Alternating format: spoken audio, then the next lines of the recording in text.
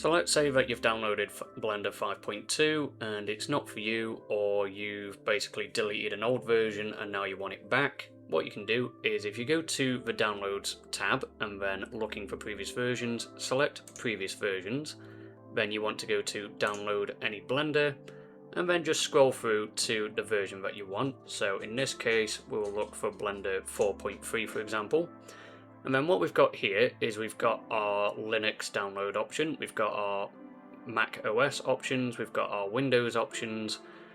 Zip basically just means you download it and you can run it from wherever that file is, whereas MSI treats it like a regular program download like we did with 5.2.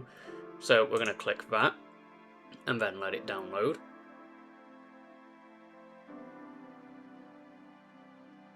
So now that that's downloaded, we'll have it right next to our 5.2 executable. So just like we did earlier, we're going to double click this. We'll get the warning that it's not from the Microsoft Store or from a trusted source basically. So when we get that pop up, we'll say install anyway.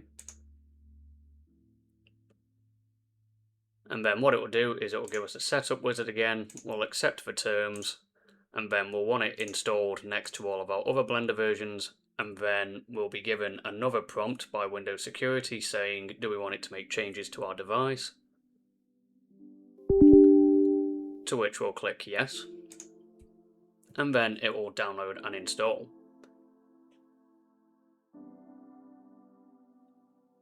So now that we've done that, we can click finish, and then what we can do is come down to our search bar and type in Blender 4.3. And then there we have it. Blender 4.3 is now another Blender version that we have alongside 5.2, 3.6, whichever we have. And yeah, we just have this. So I hope you have learned something, and thank you for watching. I will see you in the next one.